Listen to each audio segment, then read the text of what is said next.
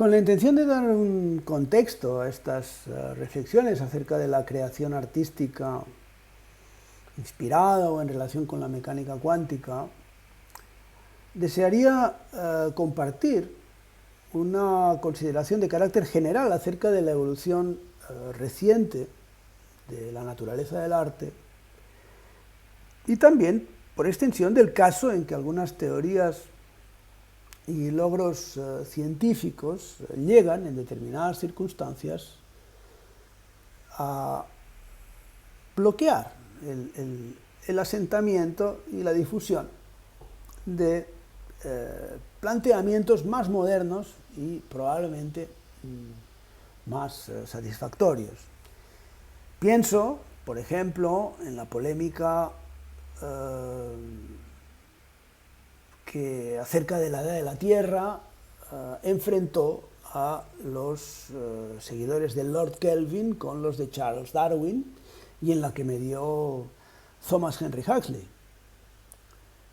En esa ocasión, a pesar de que esa polémica fuera finalmente zanjada por Ernest Rutherford, Kelvin murió convencido de la certeza de su estimación, que hoy en día juzgamos extraordinariamente breve.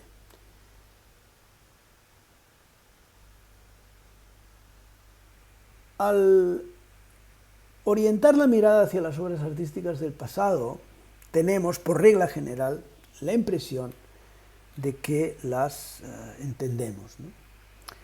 Es decir, que no las cuestionamos demasiado, pues pueden placernos más o menos o nada, ¿no? Pero les otorgamos el estatuto de obras de arte.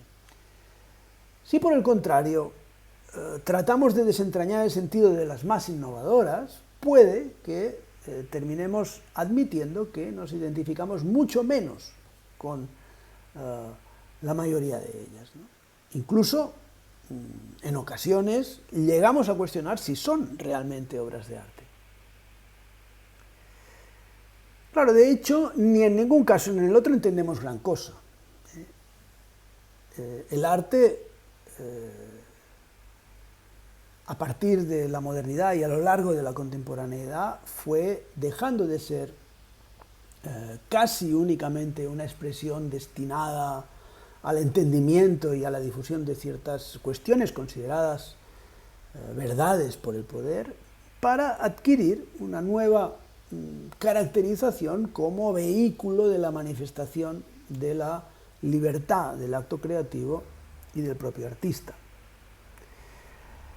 Ello no ha sido óbice para que, a posteriori, el poder haya sido capaz de integrar esos logros en su discurso y así desactivarlos a medida que han ido convirtiéndose en patrimonio de las comunidades en las que nacieron. Las obras artísticas terminan siendo asumidas y pasan a formar parte de nuestras historias intelectuales y afectivas. De una manera u otra entra en nuestra mente, pero ello es un proceso que requiere mucho tiempo. Como individuos de la especie humana, a lo largo de la historia experimentamos procesos de familiarización con las obras de arte, donde, entre otros aspectos, interviene la creación de numerosos lazos emocionales.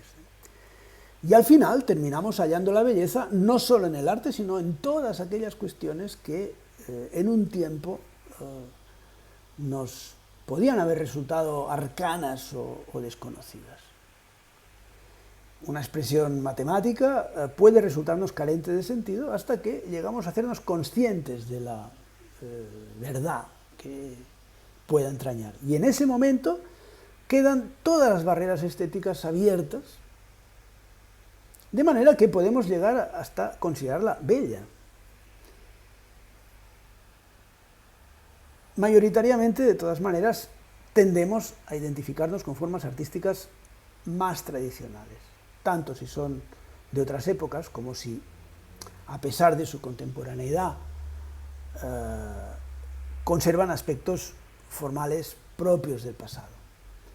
Ese tipo de trabajo lleva más tiempo entre nosotros que las intervenciones artísticas pues, basadas en recursos más modernos e innovadores, y que aún no han podido hacer tanta mella en nuestras historias compartidas.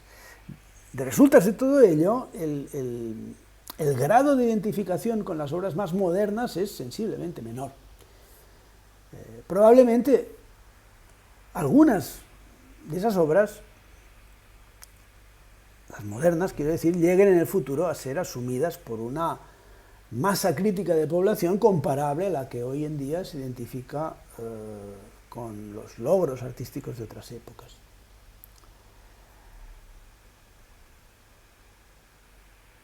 Y llegará también el día en que los conceptos de la mecánica cuántica pues, no nos resulten tan extraños.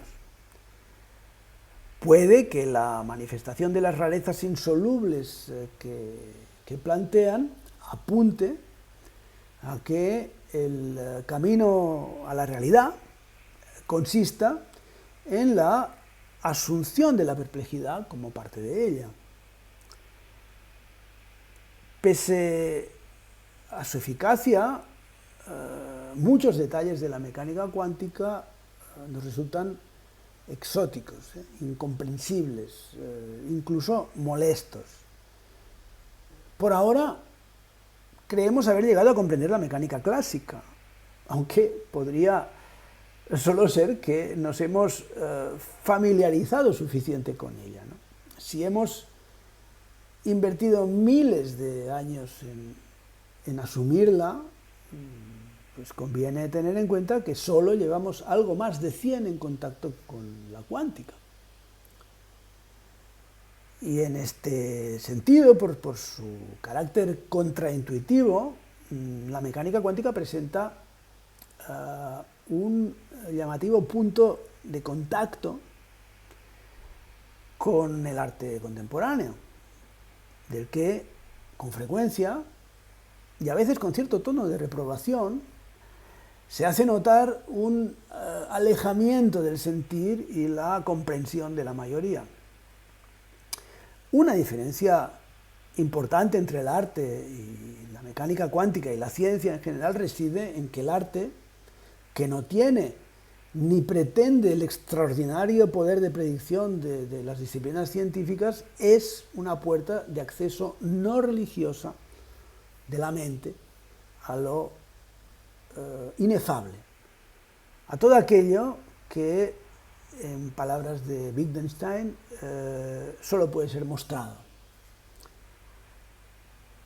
Hay que tener cuidado, sin embargo, con el hecho de que tras el atractivo cuasi romántico, diría yo, de esa imposibilidad actual de comprender, podría agazaparse la ilusión de haber llegado al límite de lo absolutamente comprensible. Sería entonces para algunos la aceptación de un sueño de realidad mística inalcanzable. Y ese es un sentimiento con el que yo al menos no me identifico.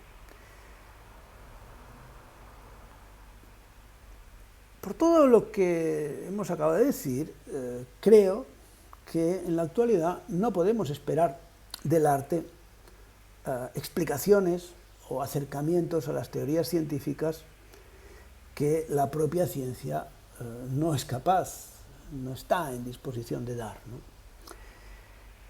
Por tanto, para mí el problema no se trata tanto de establecer paralelismos u otro tipo de relaciones directas entre los datos o los conocimientos científicos y la apariencia de las obras, como de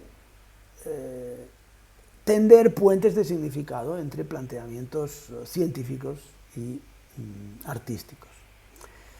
La representación de datos en dominios básicos de la expresión artística, como podrían ser la imagen o el sonido, es decir, la visualización y la sonificación, pues no necesariamente son, en todos los contextos, obras de arte.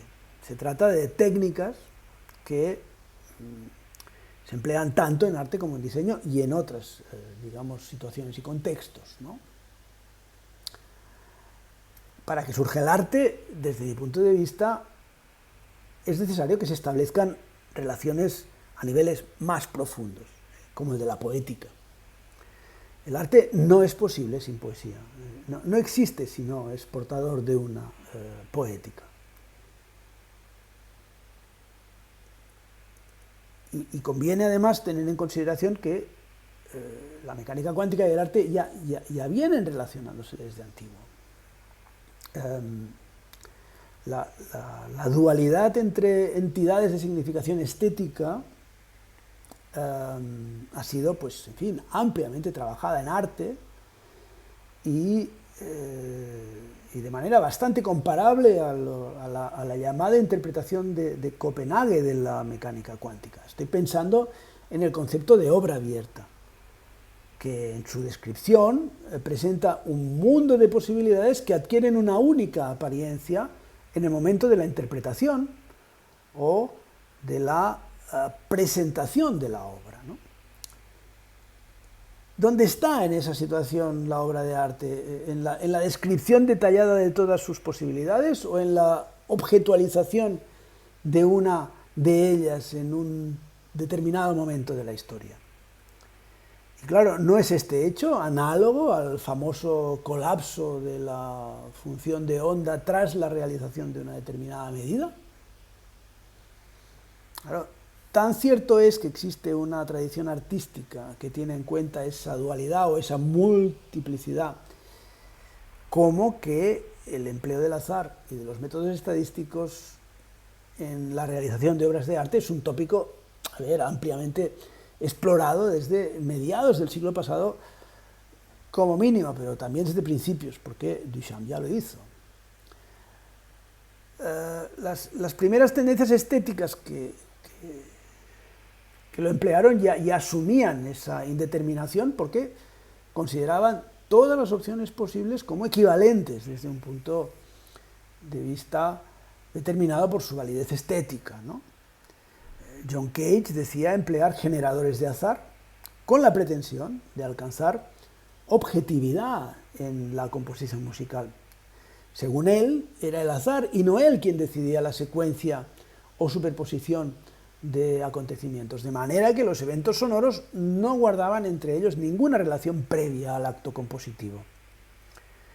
Por supuesto que para pensar en esos términos era imprescindible una concepción discreta del mundo de posibilidades. De hecho, las partículas están presentes en arte plástico, al menos de forma consciente, desde el puntillismo, quizá antes.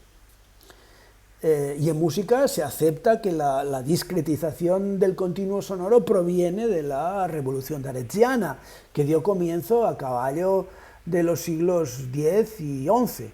Y no digamos ya lo que ocurre con la escritura.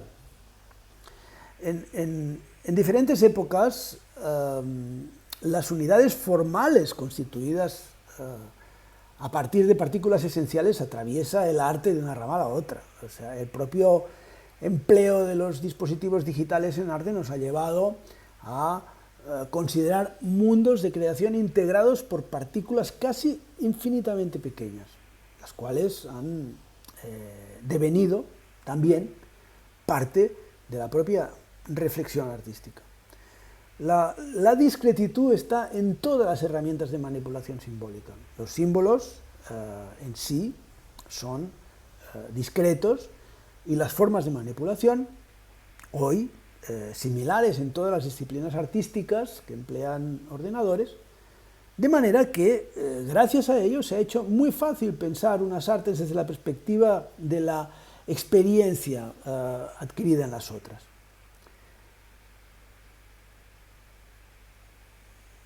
Yo creo que no deberíamos pretender descubrir lo que ya ha sido descubierto. Las perspectivas artísticas que rápidamente hemos revisado no hubieran podido ser sin la pérdida de confianza en el positivismo y la llegada de la indeterminación. El arte, igual que todo el pensamiento, experimentó desde las aportaciones de la mecánica cuántica un fuerte contagio, ¿no?, de todas esas ideas, ¿no? Pero ya nos hallamos muy lejos de aquel momento, así que siento que necesitamos un enfoque que trascienda esa historia ya anterior. Un aporte, desde mi punto de vista, valioso del arte a la percepción de los planteamientos de la mecánica cuántica, más que el intento de facilitar la comprensión o la divulgación de conceptos que se resisten en realidad a cualquier intuición, podría consistir en mostrar el camino a la aceptación de la perplejidad en que nos sume la constatación de que las cosas no son como nuestras limitadas capacidades parecen necesitar para que continuemos confiando en ellas y por tanto en nosotros mismos. Nuestra evolución debe habernos configurado para ello y ahí podría residir parte de la causa de esa reticencia tan nuestra a aceptar todo aquello que nos cuestiona, que cuestiona nuestras convicciones, porque somos nuestras convicciones y de ellas surgen en gran parte nuestras producciones. Es decir, nos predeterminan, de manera que a un tiempo, pues claro, nos abren campos de acción, pero también nos los limitan. Y precisamente la dialéctica entre lo intuitivo y lo que no lo es, frecuentemente nos ha conducido más allá del lugar donde nos encontrábamos, ¿no? Si la mecánica cuántica parece imponernos ese abandono de la intuición de la misma forma, pues la música dodecafónica, que es una opción creativa antiintuitiva por excelencia, abrió campos de la creación sonora que antes hubieran sido impensables. Y esa es una de las razones por las que creo que la mecánica cuántica es un estímulo perfecto para la creación de orientaciones artísticas aún hoy lejos de ser tomadas en serio. El arte, cuya función, como mínimo, de la modernidad en adelante contiene en sí el cuestionamiento del mundo, puede conducirnos a esa asunción de la perplejidad. El mundo es paradójico, pero sería casi más paradójico el hecho de que no lo fuera. ¿Tiene sentido pensar un mundo absolutamente comprensible? ¿Qué significa comprender? Con todas esas reflexiones en mente, me gustaría sobrevolar una serie de elementos procedentes de la experimentación y la teoría cuánticas, relacionados entre sí, donde yo creo hallar aspectos que permitirían, con cierta facilidad, su consideración a la luz de dominios de interés artístico. Un empleo instrumental muy general y básico es el de herramientas tecnológicas de representación visuales y sonoras, como son, ya las hemos visto, la visualización y la sonificación de datos. Pero esas cuestiones en las que yo estoy pensando comparten algo para mí, y eso es una cuestión subjetiva, mucho más atractivo, y es que quizá sean las más sorprendentes. Yo me doy cuenta de que desde siempre la sorpresa, la magia, lo inconcebible son esenciales en todos aquellos trabajos artísticos que han logrado alguna vez captar mi atención, mi interés. Así que los aspectos que quisiera considerar en el proyecto en el que estoy trabajando ahora son esos aspectos más contraintuitivos de la mecánica cuántica, que por otra parte son cuestiones de importancia fundamental en los dominios donde los investigadores parecen ahora mismo estar dedicando esfuerzos muy notables.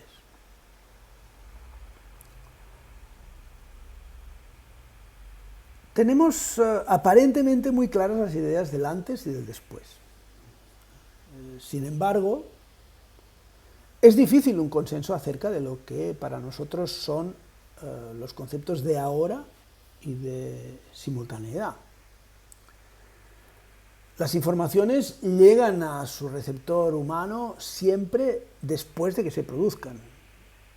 Y si se hacen conscientes, eso ocurre cientos de milisegundos después de que sean captadas por los sentidos periféricos.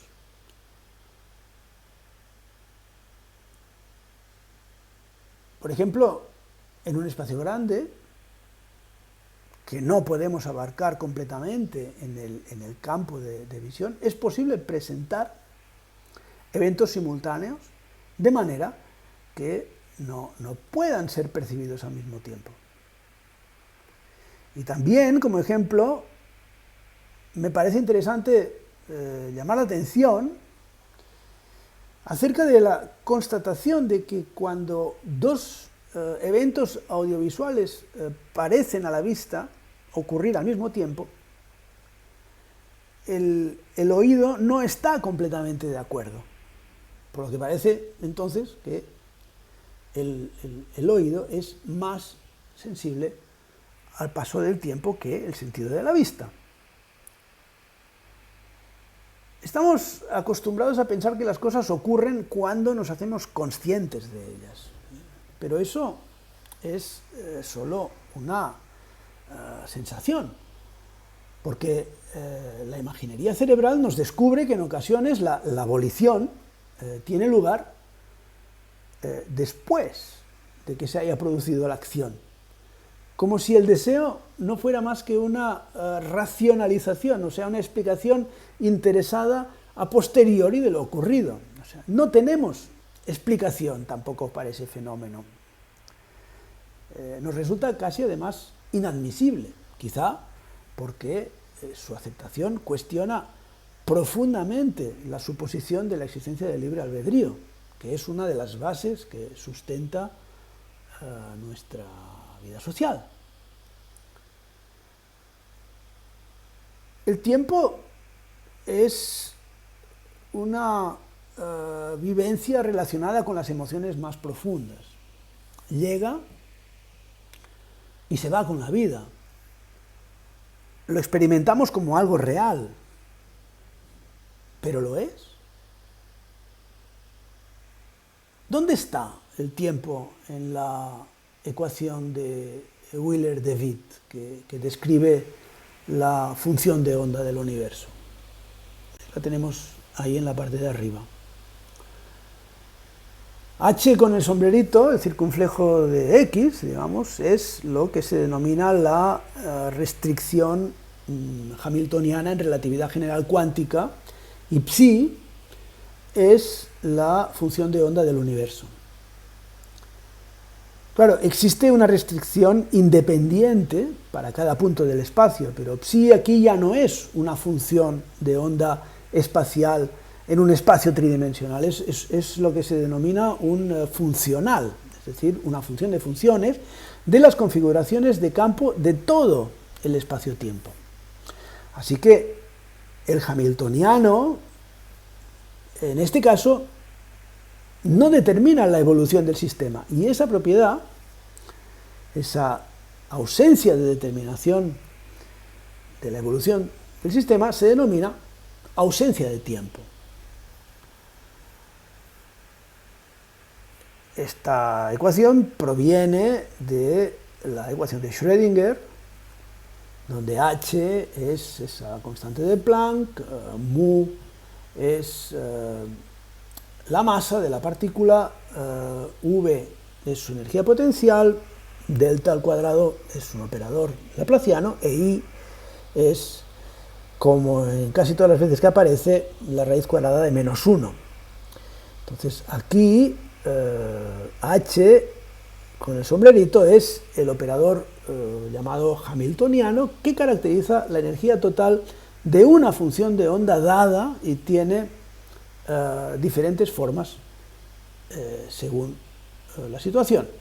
Y como podéis ver, aquí el tiempo sí está presente.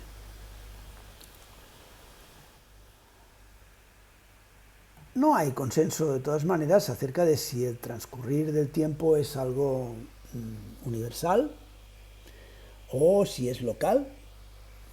Unos dicen que podría resultar de la perspectiva y ser, pues eso, pues un punto de vista emergente de condiciones biológicas y evolutivas, pero también del lugar que se ocupa en un determinado contexto local y del que este contexto local ocupa en el universo.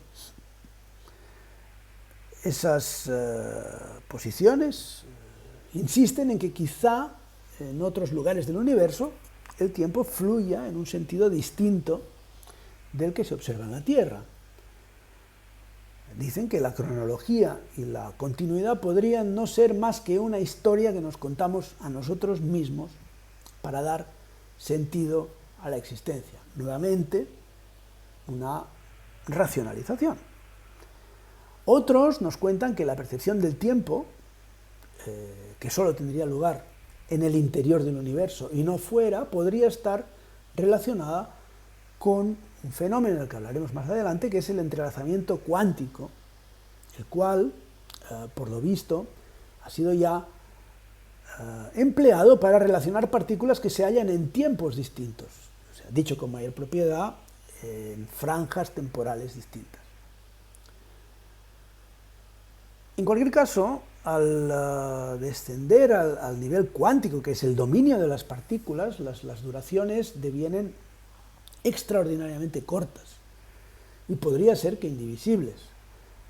No parece que la idea de tiempo en ese dominio tenga el mismo sentido que en nuestra experiencia diaria, pero lo que de ninguna manera ha sido dirimido aún es si existe para ese tramado del tiempo pues una dimensión mínima y si es, por tanto, cuantizable, como las cosas con las que nos cruzamos cotidianamente, o si, por el contrario, el tiempo es continuo e infinitamente suave, ¿no? Tan continuo como el propio continuo de Georg Cantor, que pensaba que, de todas maneras, una y otra cosa, el tiempo y el continuo, no eran asimilables, que el continuo es una entidad mucho más esencial.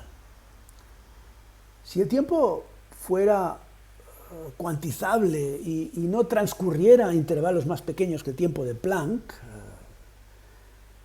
como los otros elementos que desde la perspectiva humana hemos considerado fundamentales del universo, quizá aún tendría sentido pensar en una espuma espaciotemporal.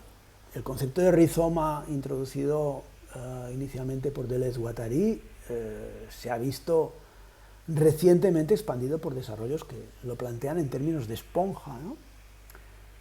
Algo de aspecto muy similar a la espuma, por cierto.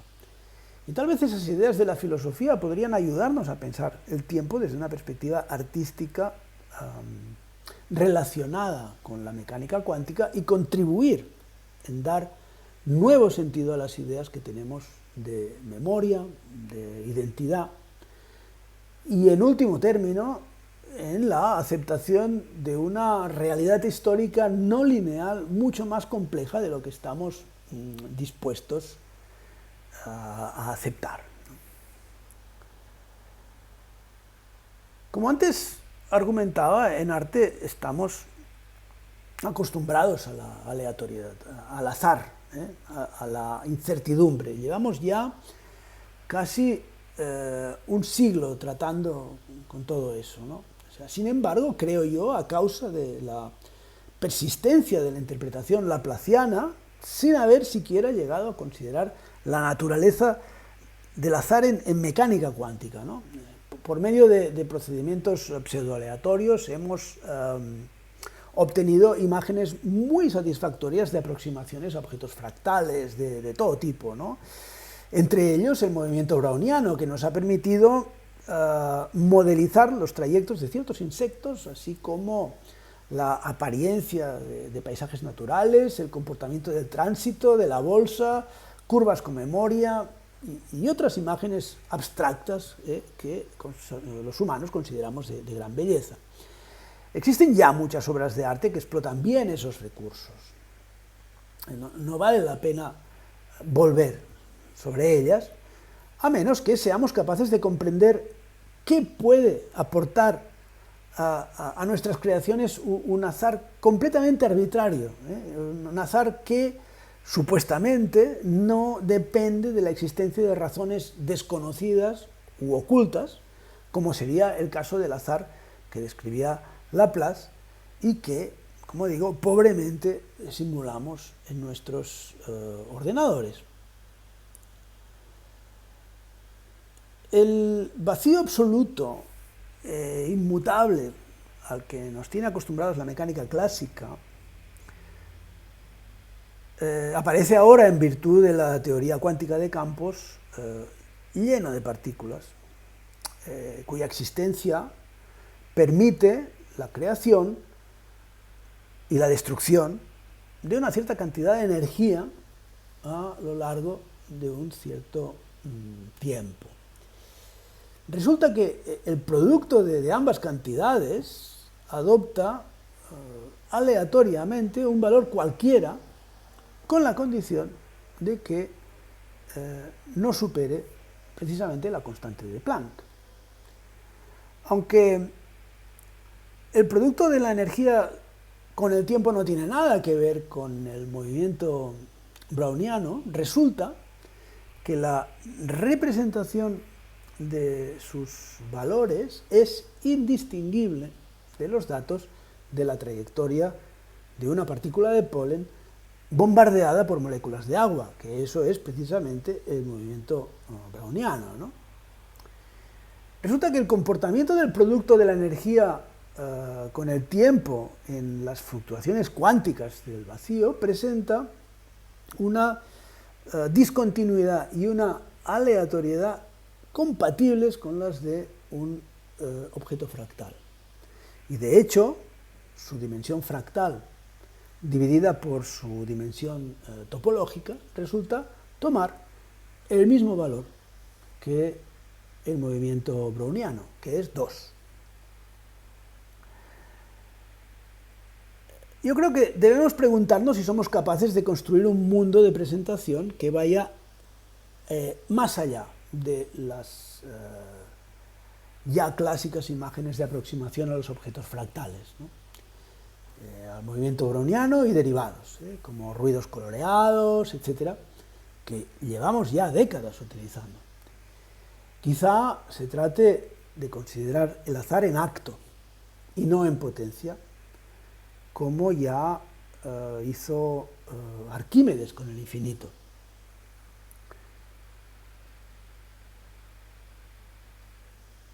A pesar de que la superposición de estados cuánticos, el entrelazamiento cuántico y la acción a distancia son conceptos clásicos de la mecánica cuántica, ¿no? Con los que los científicos vienen tratando ya desde la primera mitad del siglo pasado, la investigación acerca de ellos continúa muy activa, debido, entre otras cosas, a su relevancia en la computación cuántica. También en la comunicación instantánea, ya está en la teletransportación. Y quién sabe, como antes apuntaba, si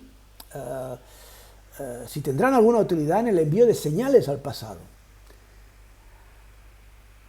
En el caso de que todas esas aplicaciones lleguen a ser realidad, se tratará de avances tecnológicos espectaculares, ¿no?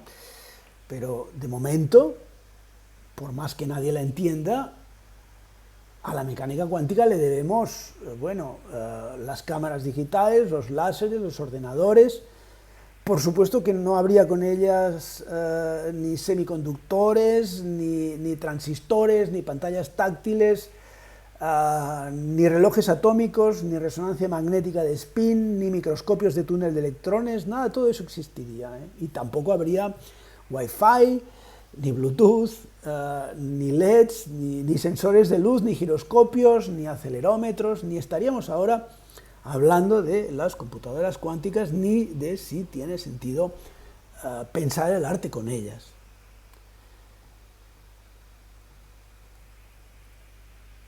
Nos dicen los físicos que si nadie mira,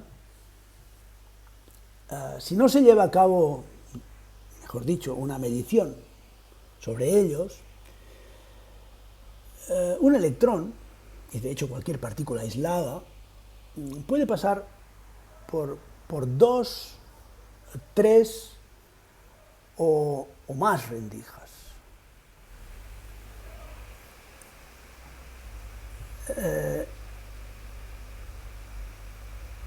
Claro, al mismo tiempo, ¿eh? Pero si resulta que realizamos mediciones, entonces el electrón o la partícula solo pasa por una de ellas y nadie sabe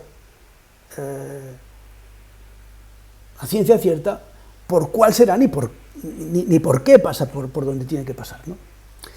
De hecho, un electrón cualquiera, si no es objeto de observación, está como desparramado, ¿no?, por todo el universo. Y sin embargo, a pesar de esto que estoy contando, que es verdaderamente sorprendente, para mí es aún más sorprendente y antiintuitivo, quizá más maravilloso aún, continúa siendo el conjunto de las aparentes derivaciones del principio que subyace al concepto de entrelazamiento, llevado al extremo del absurdo por Einstein, Podolsky y Rosen, con la intención de cuestionar el principio de incertidumbre de Heisenberg, y de ahí la propia mecánica cuántica. La violación del principio de localidad por la aparición a distancia, algo cuya naturaleza, argumentaban estos investigadores, es incompatible con la teoría de la relatividad. El desencuentro entre la teoría de la relatividad y la mecánica cuántica, que son las interpretaciones hasta ahora más ajustadas a los hechos que conocemos y que nos han traído precisamente a la encrucijada en la que ahora nos encontramos, contiene una carga poética impresionante. La elaboración de una metáfora artística más allá de la espectacularidad del poltergeist, de la acción a distancia, que Einstein caracterizó de fantasmagórica, y del entrelazamiento entre partículas, objetos macroscópicos, podría generar imágenes poéticas muy potentes de un mundo que escapa a nuestras limitadas capacidades de comprensión. Me estoy refiriendo a dos hechos generadores de perplejidad que afectan a todo lo que en mecánica cuántica se tiene en consideración. En primer lugar, lo estamos diciendo, parece que hemos de asumir que, a pesar de que un sistema físico esté bien definido, puede comportarse al azar. Y en segundo lugar, y digo que quizás sea ello aún más sorprendente, también debemos dar por cierto, al parecer, que a pesar de que dos sistemas físicos estén suficientemente separados como para no influenciarse entre ellos y su comportamiento individual sea aleatorio, juntos pueden comportarse de forma altamente correlacionada. Los físicos nos dicen que no es posible explicar esos hechos a partir de ninguna intuición física cotidiana. Claro, desde la perspectiva del neófito que soy yo, se impone, a pesar de ello, algún cambio profundo en esa consideración, a pesar de que nos digan que no se puede, de que no vale la pena, ¿no? Y eso, para la mayoría de nosotros, no puede ocurrir de la noche a la mañana. Necesitamos tiempo para hacernos a la idea de cosas que parecen estar negando todo aquello que generación tras generación, incluso desde antes de que nuestros ancestros pertenecieran a la especie humana, llevamos millones de años experimentando. En el primer caso, para mí la cuestión fundamental es acerca de la esencialidad de la incertidumbre. En nuestro mundo clásico, que trato de identificar con el término de cotidiano, incertidumbre se refiere a falta de seguridad, de confianza, de certeza, generación de inquietud, más que a una constatación del estado de las cosas, ya que el mensaje de la física es que se declara incapaz de decidir con probabilidad 1 si una partícula será detectada en algún lugar u otro. En esta dimensión más familiar y emotivamente nuestra, apela a un sentimiento.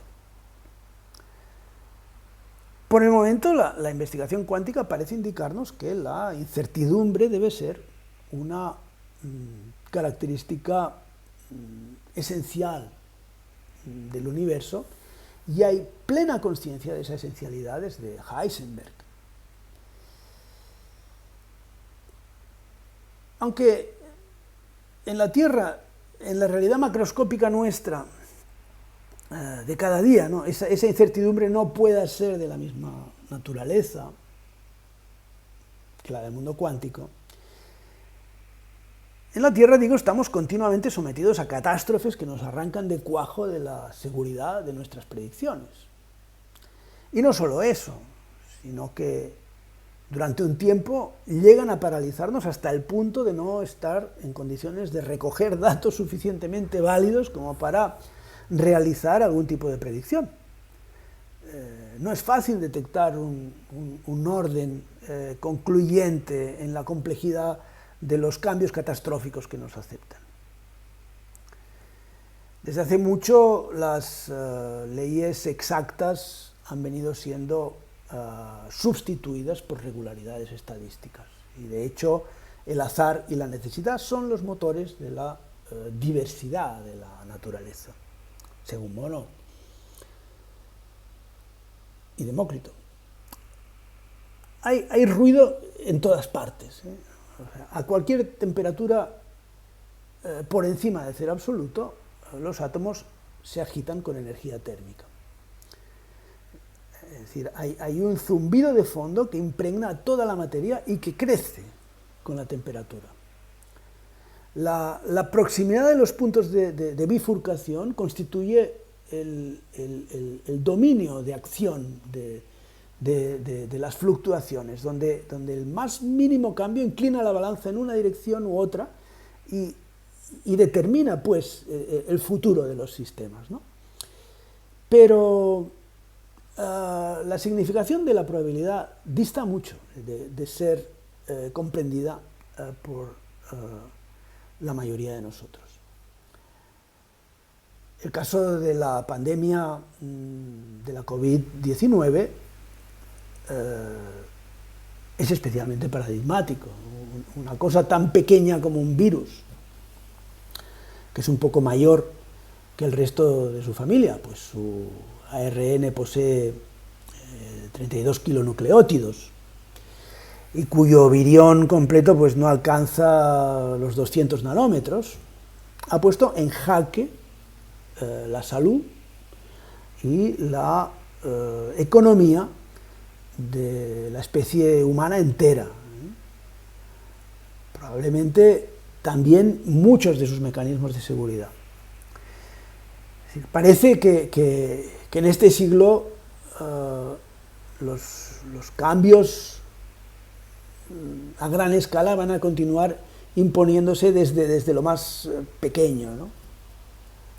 Desde lo particularmente pequeño. Decía Penrose que en los microtúbulos de las neuronas debía producirse algún efecto cuántico relacionado con la aparición de la consciencia. cabe preguntarse y responderse afirmativamente si habrán intervenido factores cuánticos en las modificaciones del ARN que han llevado a la mutación actual del SARS-CoV-2, el agente vírico responsable de la COVID-19. Para mí, a pesar de la novedad de la globalidad, esa catástrofe no es más que una catástrofe más, y que nos sugeriría que deberíamos vivir confiados en que las cosas no van a ocurrir como esperábamos. Es decir, no deberíamos estar confiados en nada. Y es cosa de ruido, de molestia. Digo molestia más concretamente porque se trata de algo que no esperábamos, ¿no? La pandemia ha sido un gran ruido que se ha introducido en nuestras vidas y quizá con ello aprendamos a asumir en nuestra carne que el ruido, la indeterminación y por tanto la incertidumbre está en la esencia de nuestros procesos vitales. De hecho, los científicos llevan siglos señalándolo. Muchas cosas fluctúan aunque puedan permanecer estables para siempre mientras no ocurra un cataclismo inesperado, ¿no? Pero un cataclismo puede venir de fuera del sistema y afectarlo más o menos según la robustez de su estructura. De hecho, si algo puede ocurrir, termina ocurriendo en algún momento. Es posible que muramos antes y no lo veamos, por tanto, o puede que ocurra durante nuestra vida. Las previsiones son aceptables siempre que las asumamos como tales, o sea, como previsiones, pero no como realidades. Estamos acostumbrados a vivir las previsiones como realidades y eso es un error. La crisis de la pandemia esta nos ha afectado tanto, no solo porque no la esperábamos, sino porque no la queríamos. Incluso cuando la teníamos delante continuábamos negándola. Tras haber afectado a casi todo el mundo, aún hay una parte importante de la población mundial que no la acepta y prefiere señalar como responsable del estado de cosas anómalo a una conspiración mundial. Y probablemente piensa así porque no tolera la incertidumbre en la que los dirigentes conscientemente nos sumen al someternos a mensajes contradictorios. Y no acepta, pues, la responsabilidad de vivir. De manera que le resulta menos costoso delegarla en entidades externas sobre las que echar las culpas cuando las cosas no van bien. No está demasiado claro por qué necesitamos tanta seguridad acerca de lo que va a ocurrir en el instante siguiente. Muchos animales, entre ellos la mayoría de los mamíferos superiores, parecen vivir perfectamente sin demasiadas predicciones. Como he recordado más de una ocasión, aunque reconozco que estoy seguro que esto no es una idea mía, probablemente el fenómeno no sea únicamente cultural. Debemos estar evolutivamente orientados a realizar predicciones, es nuestra naturaleza. De manera que, sea cual sea la situación, tendemos a elaborarlas y, precisamente, atribuimos poder a quien se hace ver capaz de prever el futuro sin equivocación. Y por el contrario, se lo arrebatamos a quien se equivoca o lo parece. Trasladamos en vaivén la autoridad desde la figura del brujo a la del científico, de la del clérigo a la del político, y tendemos a delegar la responsabilidad de la existencia en quienes nos infunden sentimientos de seguridad. Y la seguridad, la confianza, la certeza para nosotros emanan en gran parte del conocimiento de un futuro acerca del que no podemos hacer más que suposiciones. Los gobiernos y sus administraciones, que son entidades sobre las que se acostumbra a depositar temporalmente la autoridad, son fuertemente cuestionados en épocas de crisis y de predicciones difíciles. Y paralelamente a todos estos aconteceres, lo cierto es que el universo, por más que hayamos creído y deseado ver en él una ordenación absoluta, para algunos una imagen del supuesto de la perfección divina, es un lugar donde, junto a leyes que según la perspectiva parecen inmutables, menudean los ruidos y los cataclismos. Aunque no se trate de la misma problemática y la situación solo pueda ser vista como alegoría, tal vez aceptar esa incertidumbre como inherente al universo y a nuestras vidas nos ayude a aceptar la indeterminación cuántica y comprender qué es lo que se halla tras ella, ¿no? Muy frecuentemente los grandes cambios paradigmáticos del pensamiento llegan precedidos de un cambio de perspectiva. Al respecto de la segunda cuestión, es decir, el entrelazado cuántico, esa correlación extraña entre sistemas demasiado alejados como para influenciarse, las analogías con elementos de la cotidianidad son aún más difíciles de establecer. Nos cuentan acerca de personas que, sin haber tenido contacto físico, saben lo que le ocurre pues, a un ser con quien les une un vínculo especial. No tenemos plena evidencia de que alguno de esos relatos responda a alguna realidad, de manera que en general hemos desarrollado la intuición de que las cosas no se influyen directamente entre ellas a menos que sean íntimamente contiguas, ¿no? Hasta hace muy poco no habíamos tenido evidencia empírica de entidades que se influenciaran sin que existiera esa relación de continuidad. Y de ahí la intuición conformada a lo largo de milenios que denominamos principio de localidad. Contrariamente a ella, la mecánica cuántica muestra que la existencia de pares de partículas separadas sin posición definida es factible. Y de hecho, esas posiciones no existen. La característica entrelazada, de todas maneras, no tiene por qué ser la posición. Por ejemplo, las partículas pueden girar en sentidos opuestos sin que el giro de ninguna de ellas esté definido. Además, el entrelazamiento conecta entidades sin importar dónde estén o lo que sean. Y de hecho, es el entrelazamiento uno de los aspectos que hace posibles tanto la criptografía como la computación cuántica. Dos partículas entrelazadas previamente comparten propiedades cuánticas, por ejemplo el spin típicamente, pero puede ser otra, cualquier otra. Por lejos que se hallen, cuando una se revela portadora de un cierto valor en esa propiedad de entrelazamiento, la otra exhibe el mismo valor o el opuesto según el tipo de relación. Ambas partículas se comportan como si estuvieran conectadas, aún en el caso de que años luz de vacío las separen, ¿no? El estado de una es reflejo de la otra, de manera que, conociendo uno, es posible conocer el estado del de su pareja entrelazada.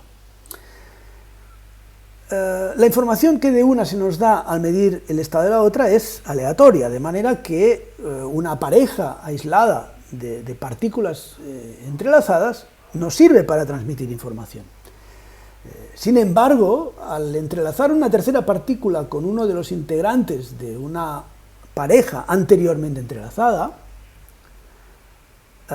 el otro, por lejos que esté, cambia también instantáneamente a causa de esa interacción. De manera que a través del cambio producido en su estado se hace posible conocer en el lugar distante donde se halla el estado de la partícula entrelazada posteriormente con el primer integrante del par.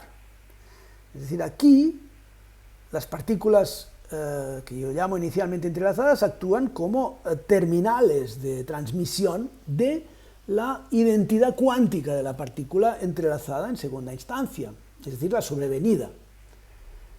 Claro, lo difícil de aceptar aquí es que no hay canal de transmisión.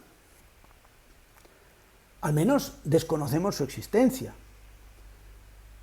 Cabe decir que tras ese proceso de teletransportación, el entrelazamiento cuántico entre las partículas implicadas desaparece. Lo que resulta incomprensible y para algunos hasta irritante es que el entrelazamiento cuántico parece implicar algo esencialmente contraintuitivo, que es la no localidad de la que estábamos hablando, es decir, la modificación de algo sin que medie contacto físico directo o indirecto con la fuente del cambio. Cuando Einstein, Podolsky y Rosen cuestionaron en el año 35 del siglo pasado la mecánica cuántica, parece que Bohr admitió que la no localidad no podía ser real, que quizá debía haber un problema formal en el enunciado de la paradoja o en los formalismos matemáticos. Sin embargo, esa cuestión tan crucial se desestimó ante el gran poder de predicción y precisión de la mecánica cuántica, por ejemplo, en el cálculo de colisiones. Y de manera que hasta nuestros días ha pervivido la idea de que Einstein se equivocó esa vez. La mayoría de físicos así lo acepta, porque da por correctas las demostraciones teóricas y experimentales de la no localidad en el universo. Bell lo hizo teóricamente en los años 60 y Aspect lo corroboró empíricamente, al menos en apariencia, en los años 80. Desde entonces, la tesis predominante de la física en este dominio considera que la localidad no es compatible con la mecánica cuántica y algunas de sus predicciones. Parecía, a partir de ese momento, quedar claro que el mundo físico no es local, que la capacidad de influencia entre las partículas subatómicas no se debe a sus relaciones espaciales o a sus propiedades físicas, sino que depende únicamente de si están o no entrelazadas. Y eso es una propiedad cuántica de un sistema, no de una partícula. El problema es que esa acción instantánea a distancia, la no localidad cuántica, requiere un absurdo en la relatividad especial de Einstein, que es la simultaneidad. Ante la imposibilidad de dar sentido a la no localidad y su contradicción con la relatividad especial, muchos investigadores claudican y admiten que la única forma de proceder consiste en el manejo del formalismo matemático que implica la idea de función de onda, que es esto, por ejemplo, aquí tenemos una, que es el objeto matemático central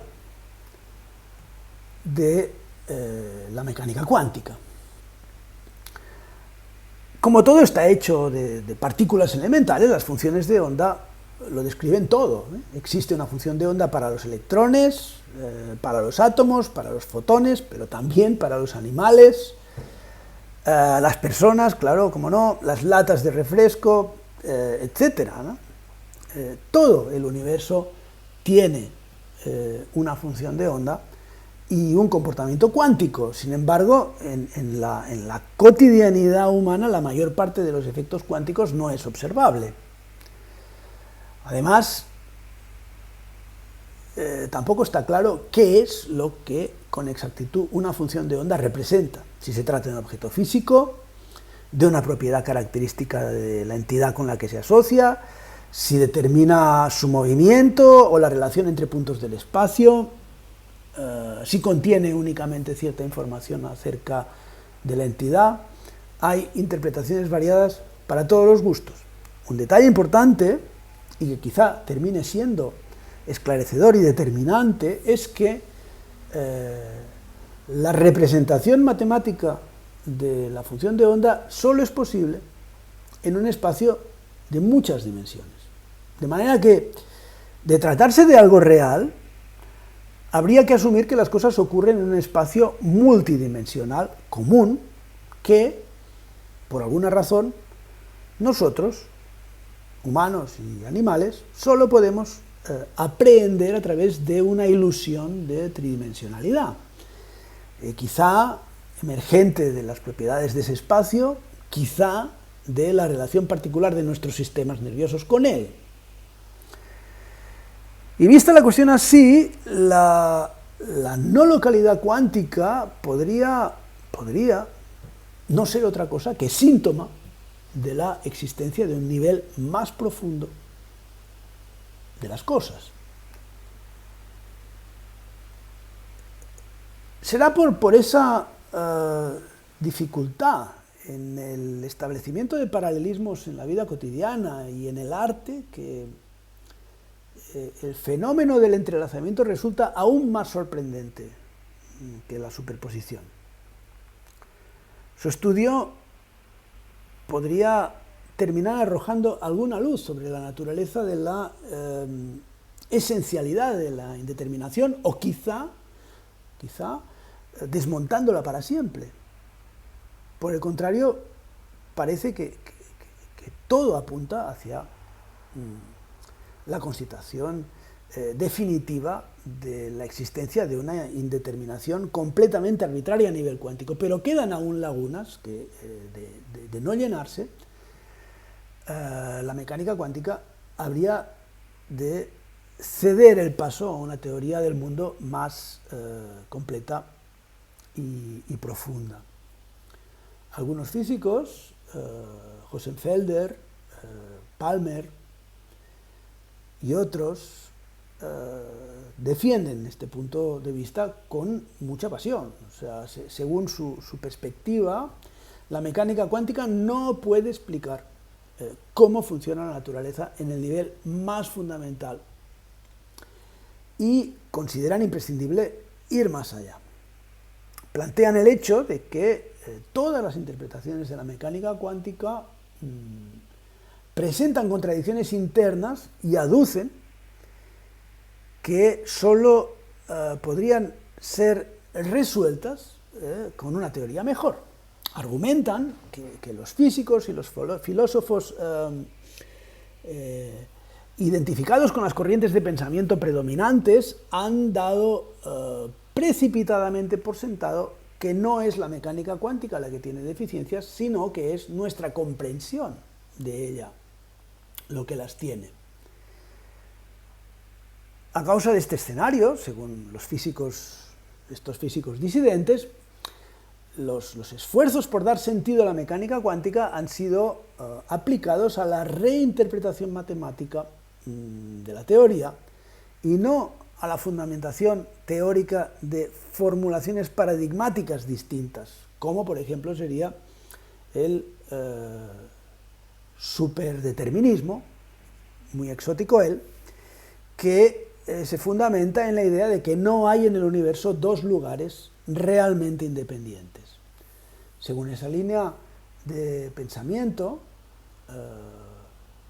la mecánica cuántica habría de ser perfectamente comprensible. El argumento básico de estas críticas es que nadie sabe a ciencia cierta en qué consiste el elemento empírico primigenio de todas las disquisiciones en mecánica cuántica, que es lo que ya hemos llamado desde hace rato medición, la medición.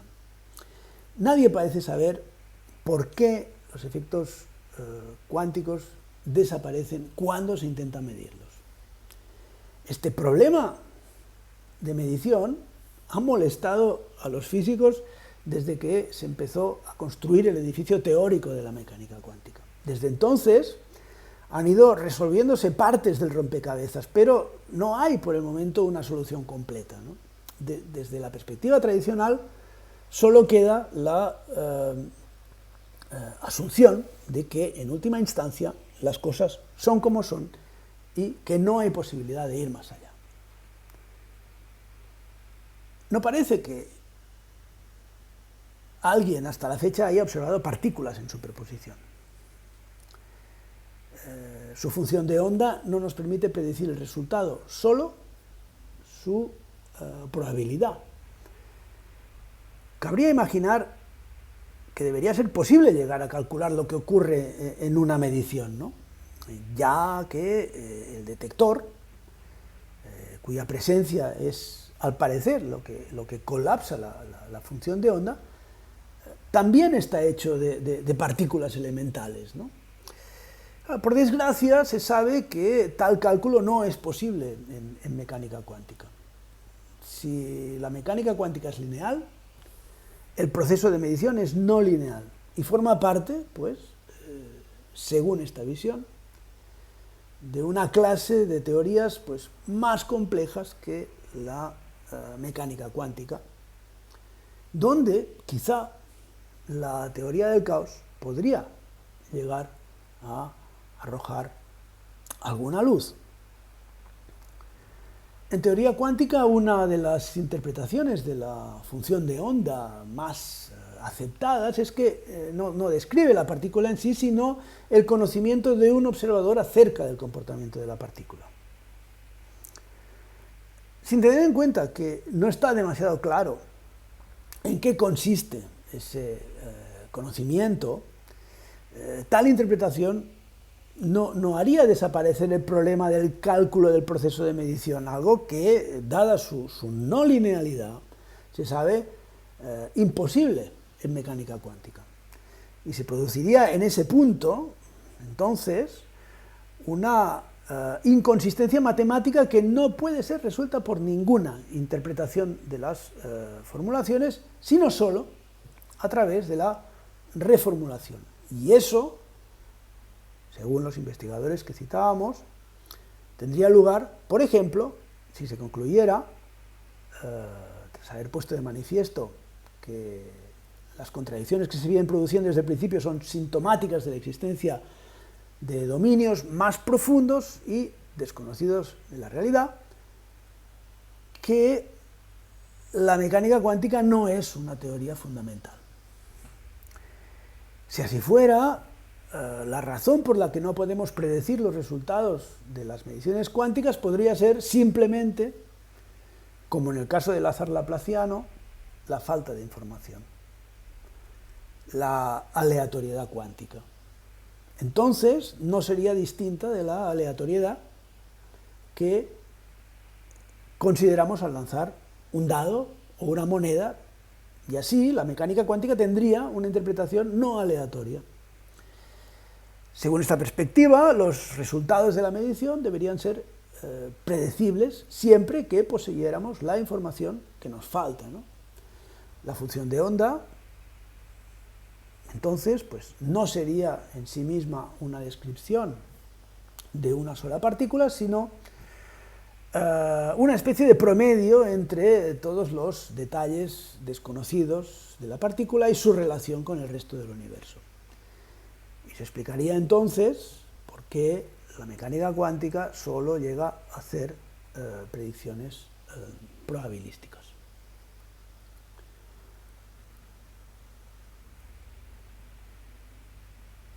Antes sugería que ya que la mecánica cuántica nos deja perplejos quizá el arte pueda contribuir en la iniciación a esa perplejidad.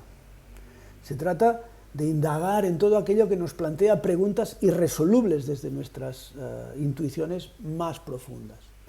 Indagar en la esfinge, en lo que nos deja perplejos. Nos conviene trascender nuestra naturaleza ancestral. Ese es el sentido general de mi propuesta artística. En el caso de la mecánica cuántica no se trata de las experiencias a quienes la mayoría no hemos tenido acceso, sino lo que nos cuentan de ellas. Como todo lo que acabo de decir, y aún más cosas, ¿no? Cada una de esas contradicciones, paradojas, perplejidades y sinsentidos últimos, digamos, que se desprenden de la consideración teórica de las experiencias empíricas, poseen la gran capacidad poética de la evocación, ¿no? O sea, si solo su enunciado nos transporta a otros mundos, no digamos ya si nos podemos a pensar un poco en ellos o a vivirlos y a habitarlos. Todo ese cuerpo teórico es, para mí, susceptible de ser considerado como motor poético. Y esa es, precisamente, la materia a la que desearía enfrentarme con este trabajo. Aceptada la carga poética de esos contenidos, se plantea el problema de cómo revelarla, ya que de la mano de la mecánica cuántica los físicos se atreven a pensar el mundo, los artistas podemos también atrevernos a pensar mundos como obra y además realizarlos. Frente a las viejas representaciones de mundos externos preexistentes que antaño habían sido el grueso de la producción artística, en mi caso abracé desde siempre la opción de la presentación en contra de la representación, ¿no? Ni mis músicas ni mis obras plásticas representaron nunca nada. Se presentaron a ellas mismas, fueron. Desde la primera existieron con la pretensión consciente de profundizar más allá de ese nuevo realismo de Pierre Restany o de Pere Restany, porque era de Camprodon, en un arte basado en la presentación de realidades autónomas, construidas, que ni de la volatilidad de un sueño hubieran podido surgir. Esa es la orientación que subyace a mi intención de construir un mundo a partir de la consideración textual de todos los aspectos de relevancia que forman parte de la mecánica cuántica o están fuertemente relacionados con ellas. Estas entidades textuales, o sea, memes en el sentido fuerte de Dawkins, son los habitantes de ese mundo que, a manera de transducción libre del mundo matemático de la mecánica cuántica, pueblan un trabajo de poesía visual y sonora en un espacio de características acústico-arquitectónicas especiales y apariencia geométrica configurada por las características formales externas de los textos, cuya forma y geometría serán a su vez sometidas a la transformación inducida por la presencia espacial y sonora de los visitantes, y donde el empleo del sonido de la imagen y el texto en 3D asegura las referencias a la multidimensionalidad del universo inherentes a las propuestas cuánticas y relativistas más avanzadas, ¿no? Yo me hallo desde hace un tiempo dedicado a la preparación de una instalación de dimensiones regulares, es un pequeño universo en un espacio mediano, a escala